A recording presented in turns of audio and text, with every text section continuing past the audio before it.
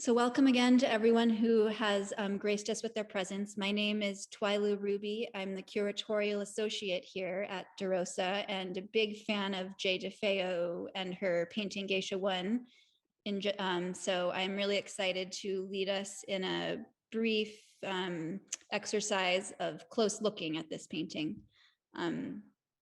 So I'm going to take us through a series of slides where I'm going to talk a little bit about DeFeo and her life and some of her other works, but I'm going to focus as much as possible on the works by DeFeo that we have in the collection here at the DeRosa, and specifically on Geisha I, which I think is a really exciting painting in which I keep coming back to again and again, and which I really think deserves a close look. So before I get into that, I'll just maybe review some of the details again of this program. This is the first in our series of Cocktails with the Curator, which will occur every Thursday in June at 6 o'clock. And at every one of these meetings, we'll come together to look closely at one of the works that's featured in our current exhibition, The Incorrect Museum, Vignettes from the DeRosa Collection. And every week we will pair a cocktail with the work. And so our hope is that you will join us on Instagram Live before we meet to join me in actually mixing and creating the cocktail. We've just come from an Instagram mixology session now, and I've worked to put together this Golden Geisha cocktail. You'll find the recipe for it on our website. It's a vodka-based cocktail with raspberries and other ingredients that echoes some of the thematic and visual elements of DeFeo's painting. So it's both delicious and fitting libation for us to share as we do an exercise in close looking at DeFeo's Geisha I. So next week, we'll be looking at a work by Lynn Hirschman-Leeson, and the following week, we'll be looking at a work by David Best. And our hope is that if the numbers are good enough, maybe this could become sort of an ongoing thing that we do. So we hope that you'll reach out to us and let us know about other works you might be interested in engaging in a close reading of, because we really think it's an exciting opportunity to look individually at specific works in the collection, because we don't really get to do that enough to engage with what's in our collection. So we're excited about this opportunity to really look closely and slowly at works, beginning with DeFeo's painting tonight. Okay, so with that said, I wanted to say a word about why we chose to highlight DeFeo's Geisha I for the initial installment in our Cocktails with a Curator series. Okay, so DeFeo is a significant artist in the history of Northern California and Bay Area art, and we have two works by her in the collection. And both of the works that we have in the collection are from a later period in DeFeo's career and were created after The Rose, which was DeFeo's magnum opus and the work for which she's best known. And in our research, we found that in the last decade or so, there's been a new emphasis on the full scope of DeFeo's career beyond simply The Rose. And that part of that was this exciting retrospective that was held at the Whitney in 2013. And there have been several other smaller exhibitions that have begun to highlight the full scope of what DeFeo did over the decades of her career as an artist. But we feel that the two paintings that we have in our collection belong in that conversation as the world is becoming more acquainted with the full scope of DeFeo's work. So therefore, I'm excited tonight to highlight our own sort of small contribution to this emerging awareness and discussion of the full scope of DeFeo's career beyond simply The Rose, which has sort of worked to overpower or maybe outshine some of the works that she did later. So we will talk about The Rose a bit, but try and draw connections between The Rose and some of this later career work that is what we have in our collection. But we feel that this later career stuff is just as exciting as the Rose, and that there are some illuminating connections to be made. Yeah, so that's the hope for tonight.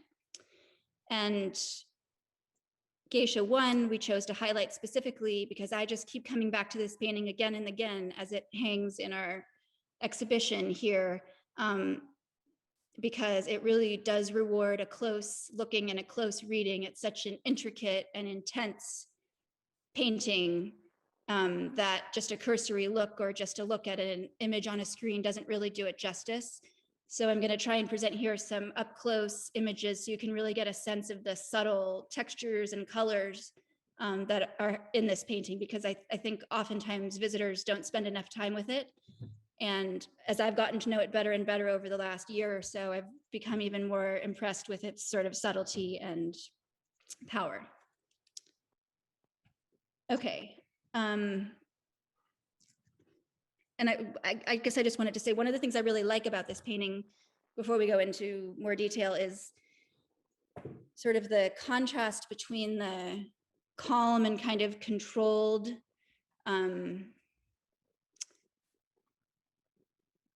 surface of the canvas and the kind of intricate and delicate kind of coloration that DeFeo has created with all of these sort of carefully modulated grays and blues in the background, and how that contrasts with the really kind of emotive and intense and almost chaotic figure that exists at the center of this painting. So to me, there's something about the interplay between the geometric and controlled background and this powerful and emotive figure that inhabits the foreground of the painting. So that's one of the things that keeps bringing me back to this painting again and again, and that I think is really interesting and that I want to think about. And the more time I spend looking closely at this, especially at this red and black figure at the center of the painting, the more I'm really drawn into it and kind of awed by it. Okay, so before we engage in our close looking at Geisha I, I wanted to just say a few words about DeFeo herself. And so she is an outsized figure in the history of the San Francisco Bay Area's art scene, which we at DeRosa are engaged in studying and commemorating the history of. She is perhaps most famously known for her involvement in the so-called beat renaissance that gripped San Francisco in the 1950s, when she lived and worked with a bevy of artists, including not only her husband, Wally Hedrick, but also other figures like Joan and William Brown and Bruce and Jean Connor, Michael McClure. She and her husband, Wally Hedrick, were at the center of this kind of beat salon at this house on Fillmore Street at 2322 Fillmore, which was this hub of artistic and poetic and musical activity. And so she was really kind of this enigmatic and interesting figure who existed at the center of these artistic worlds. So she is a fascinating figure to us for that reason, but I also wanted to emphasize that her role in the artistic communities in the Bay Area spread far beyond the confines of just 2322 Fillmore, and that over the course of a long career until her death in 1989, she continued to be at the center of really vibrant artistic communities, including as a teacher at many important institutions, including Berkeley, and then really importantly at Mills College beginning in 1982. So she is a vital figure in sort of the long sweep of art in the Bay Area in the second half of the 20th century. And yeah, and we don't want her involvement in the beat renaissance in the 50s to overshadow or obscure some of the other contributions that she made as a teacher and as a collaborator later in her life. So we want to look at the long sweep of her life as much as possible. But everyone here is really drawn to her as an important and central figure in the story of Bay Area art. So that's one of the reasons why we wanted to highlight her in this initial entry in our Cocktails with the Curator series. Just pause for a bit of a drink here. Cheers. Okay, so before we go on to a close looking of the works in our collection, I just wanted to say a word about the Rose, which of course is her most famous and well-known work. So for people who are not familiar with the Rose, it's this incredible monumental piece of work that DeFeo created over almost 8 years of really intense emotional and physical labor.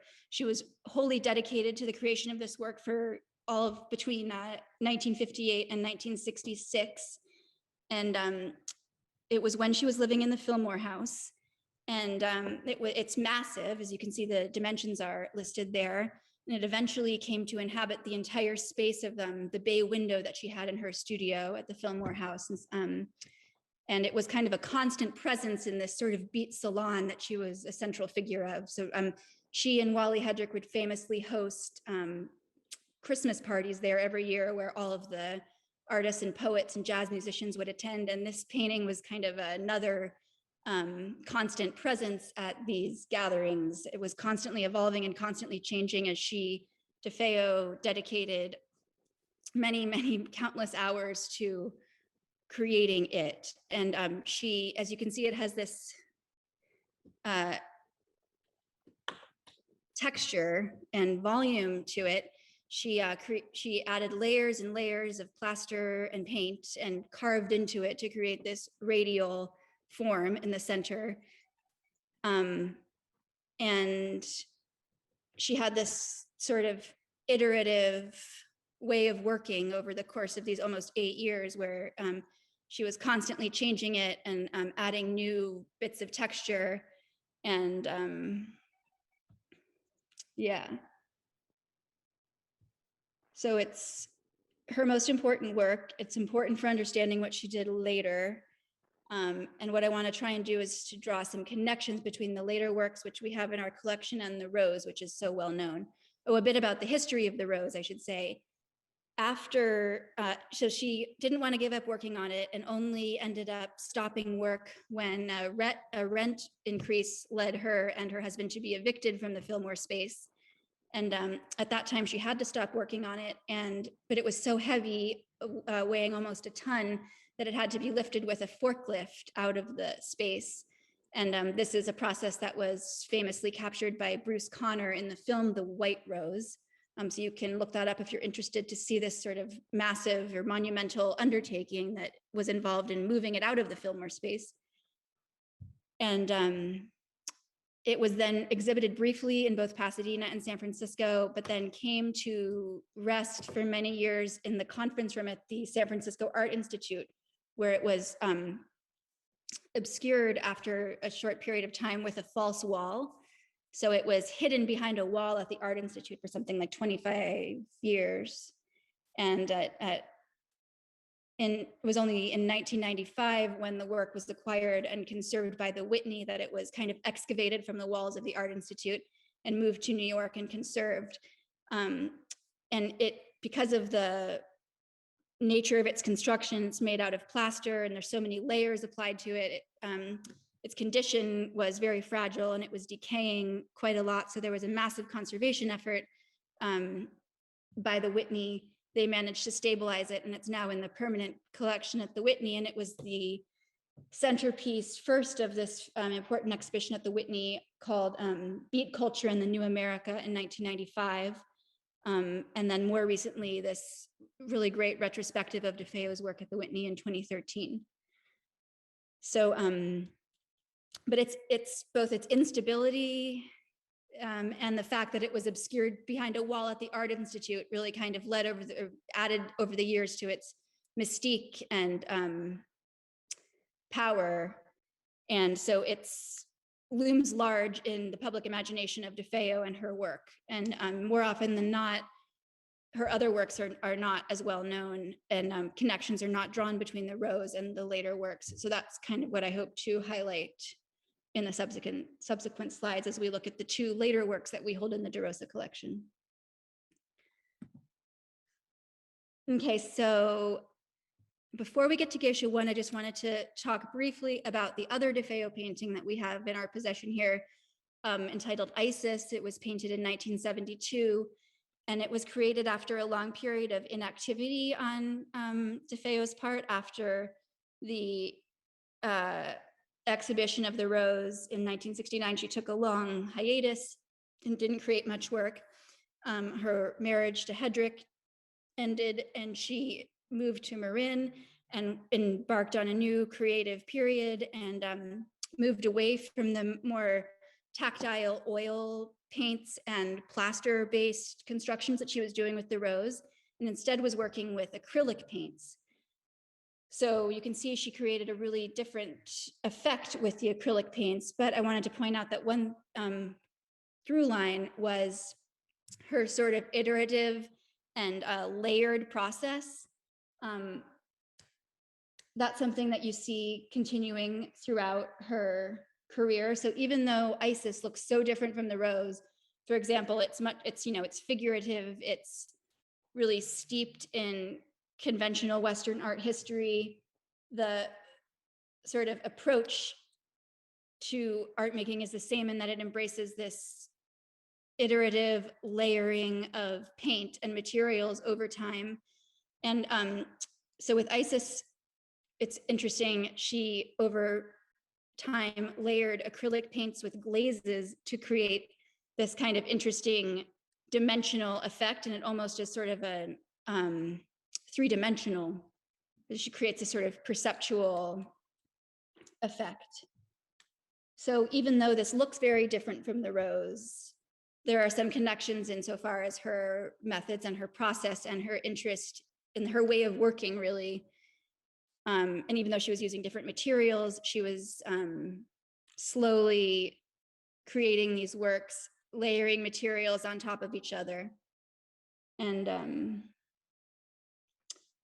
right. Okay, so any questions about this? I see a question about the texture in Isis, and there is a bit of texture to it, but it is mostly it's a perceptual thing created by the layering of acrylics and glazes one over the other. However, I encourage you to get up as close as you can to it in the exhibition downstairs, because when you see it up close, there is a little texture, but really seeing the layering effect it's really impressive in person, and it's beautiful.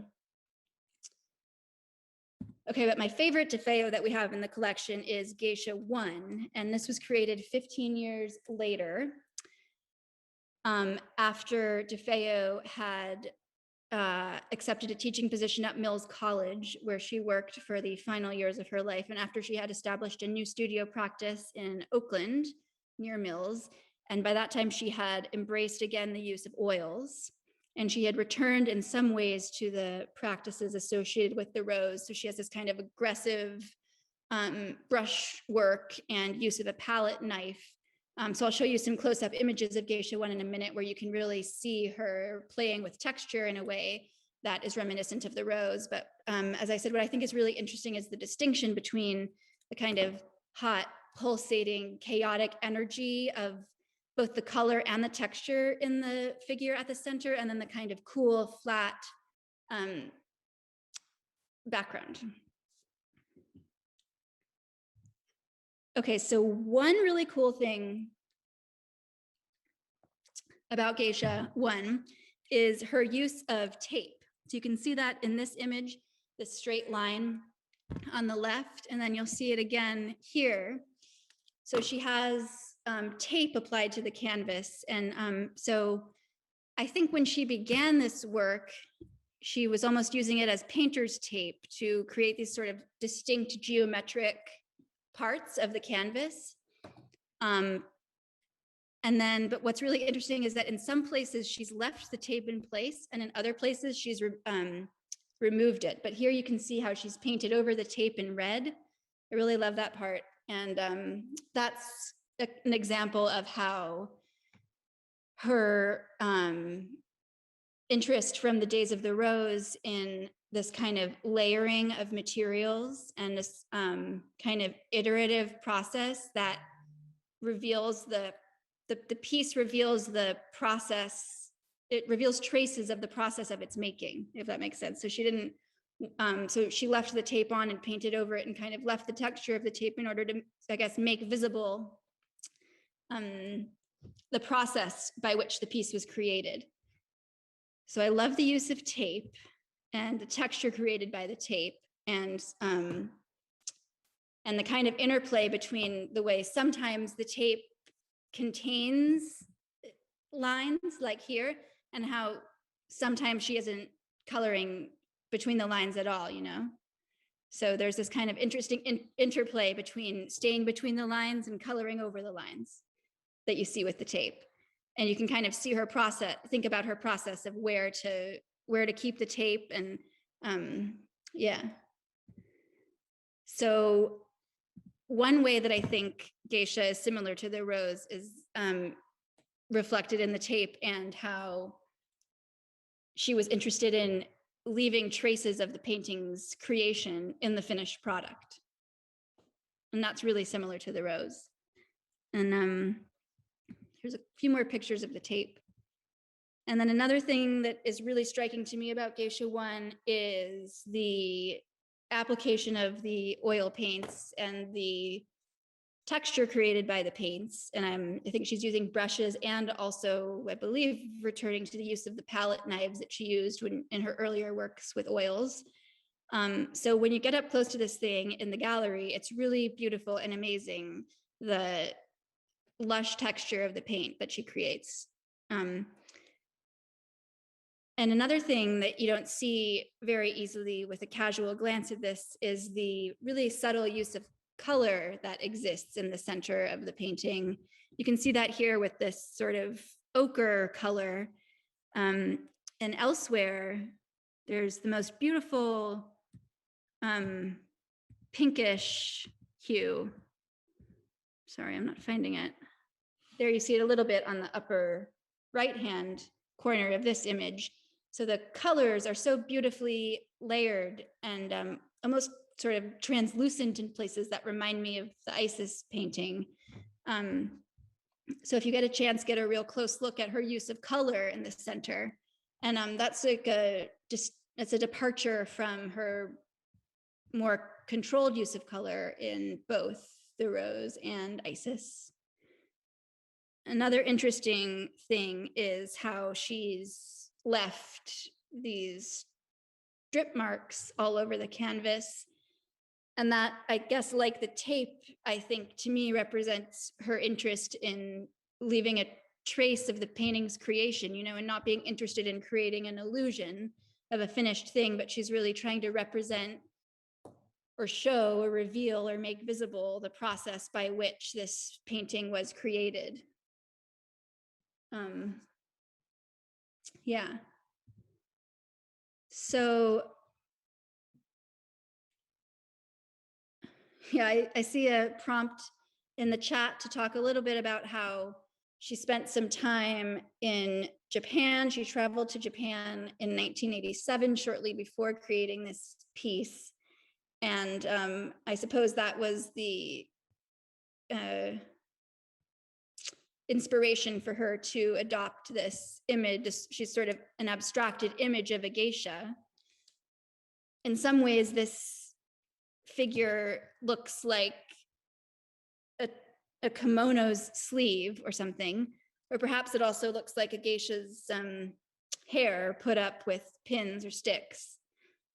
So exactly what this figure is and how figurative it is something that is also a bit elusive and evocative.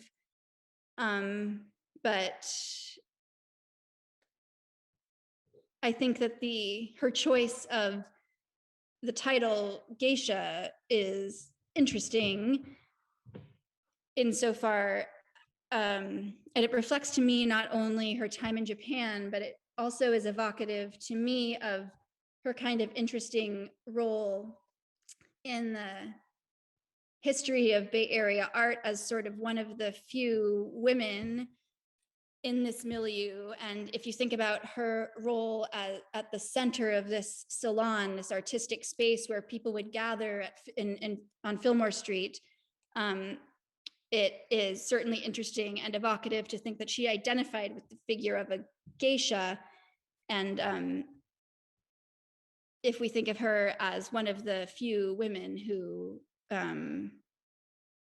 had power in this creative milieu. So that's one thing that also draws me to this painting, because one of the institutional interests that we have curatorially is to sort of grapple with the role of women in the history of Bay Area art. And DeFeo is certainly a central and key figure as we attempt to do that. And to me, the fact that she labeled this geisha and she identified with the figure of a geisha is an interesting sort of jumping off point to consider how she understood her own role in that context. Yeah. So I know I'm running over time. So are there any questions?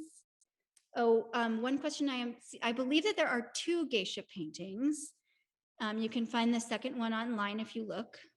But there was also famously a series of paintings that she did of samurai helmets that also came out in the 80s.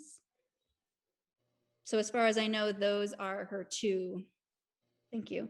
Those are her 2 series of paintings that are based on her time in Japan or her interest in Japanese culture. Yeah. I have a question. It's not really a question, it's more of a comment. Yeah. In one of your up-close views of the painting, I noticed that there's quite a large section, possibly a third or a little more of the canvas, which is not painted. Yeah. It just seems to be unpainted canvas. Mm-hmm. Did she do that often?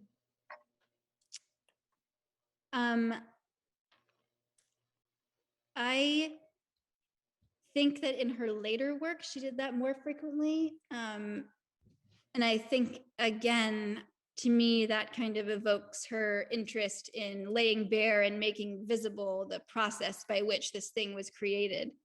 But I think that's interesting if you look at the sort of entirety of the background of the figure that's sort of divided into these, let's say, 3 geometric spaces by these angular lines. There's sort of an implied triangle, you see. And so anyway, so she's definitely made an intentional decision to leave that bottom left part unpainted, because there are different gradations of blues and grays to the right and upper left of the background. So yeah, it lays bare the drippage, I guess. Okay. Yeah. Thank you. Yeah, we have here Leah Levy, who is an expert on DeFeo and the co-trustee of the Jay DeFeo Foundation. So she is more of an expert on DeFeo than I. So perhaps I would turn some of these questions over to her. Leah? Hi, Twyla. I wasn't Hi. imagining this. Thanks for your terrific talk. I would just say that DeFeo was tremendously interested in contrasts. And so the notion of showing bare canvas and contrasting that with thick paint and different marks and media is something that happened throughout all of her work. And as you say, is very apparent in these paintings of the 80s. Mm-hmm.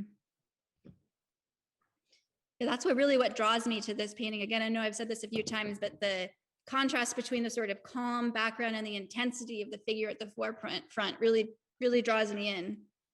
And is really something that you could only see in person when you're standing in front of it. I think these close-up images we have make it a little more apparent, but I would encourage everyone to come and see the piece in person to experience that contrast properly. Where is So, the painting now? What? Where is the painting now? Is it at the DeRosa? Yes, it's on display in the residence rehang section of our current exhibition, which is it's entitled The Incorrect Museum, Vignettes from the DeRosa Collection. Okay. So Thank you. we're trying with this exhibition to tell some stories about the history of art in the Bay Area. And she's certainly a part of that. Yeah, so both Twyla, paintings are on view. I think we are at time, so I do think we should start wrapping it up. Thank you very much, everyone, for attending. And I hope you enjoyed the cocktail as well as the exercise and close looking at Geisha I. And I hope you will join us again next week as we look at Lynn Hirschman-Leeson's Constructing Roberta Brightmore. And you can find the relevant cocktail recipe on our website if you'd care to join us for that exercise. Thank you very much.